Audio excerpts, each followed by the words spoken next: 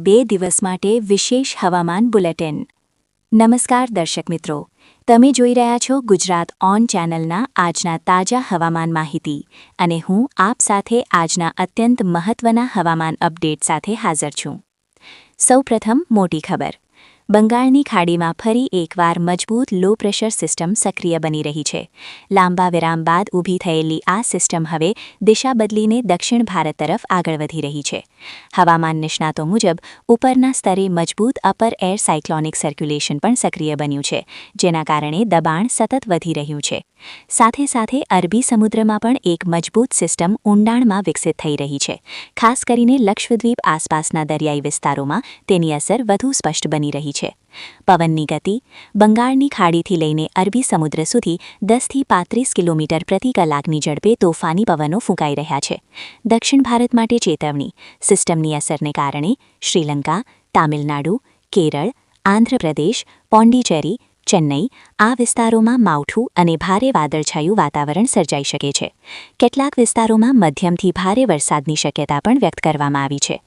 ઉત્તર ભારત અને western disturbance. ઉત્તર ભારતમાં નવી વેસ્ટર્ન ડિસ્ટર્બન્સ સક્રિય થવાને કારણે હિમાલયી વિસ્તારોમાં હિમવર્ષા અને મેદાની વિસ્તારોમાં વરસાદની શક્યતા છે। આ ઠંડા અને ભેજયુક્ત પવનો હવે ગુજરાત તરફ આગળ વધી રહ્યા છે। ગુજરાત માટે ખાસ એલર્ટ। ગુજરાતમાં આગામી 3થી 5 દિવસમાં હવામાનમાં મોટો પલટાવ જોવા મળી શકે છે। તાપમાન। રાજ્યમાં એકસાથે 3 ઋતુનો અનુભવ। વહેલી સવાર અને રાત્રે ઠંડી, બપોરે ગરમી અને વચ્ચે વાદળછાયું વાતાવરણ। જગ્યા। કચ્છ અને ઉત્તર ગુજરાત। કચ્છના માંડવી, ગાંધીધામ, નડિયા, લખપત સહિતના વિસ્તારોમાં કમોસમી વરસાદની શક્યતા। ઉત્તર ગુજરાતમાં પાલનપુર, હિંમતનગર, મહેસાણા, થરાદ, રાધનપુર વિસ્તારમાં વાદળો ઘેરાવાની શક્યતા। સૌરાષ્ટ્ર। ભાવનગર, અમરેલી, ગીર સોમનાથ, પોરબંદર, દ્વારકા, રાજકોટ સહિત વિસ્તારોમાં 10થી 15 કિલોમીટર પ્રતિ કલાકની ઝડપે પવન।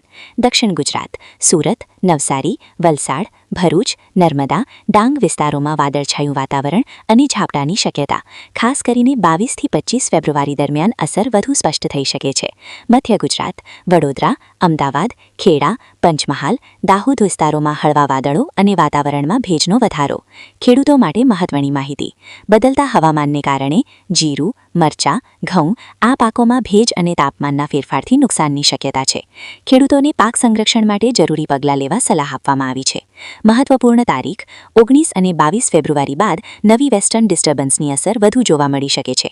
મેદાની વિસ્તારોમાં 2થી 10 મિલીમીટર સુધી વરસાદ થવાની સંભાવના વ્યક્ત કરવામાં આવી છે। નિષ્કર્ષ। બંગાળની ખાડી અને અરબી સમુદ્રની 2 સક્રિય સિસ્ટમો તથા ઉત્તર ભારતની વેસ્ટર્ન ડિસ્ટર્બન્સ આ ત્રણેય પરિબળોને કારણે આગામી 24 કલાક ગુજરાત સહિત દેશના અનેક ભાગોમાં હવામાનમાં નોંધપાત્ર પલટાવ જોવા મળી શકે છે। આ હતી આજની વિશેષ હવામાન રિપોર્ટ। આગામી અપડેટ માટે જોડાયેલા રહો અને ગુજરાત ઓન ચેનલને સબસ્ક્રાઇબ કરો। નમસ્કાર, ધન્યવાદ મિત્રો।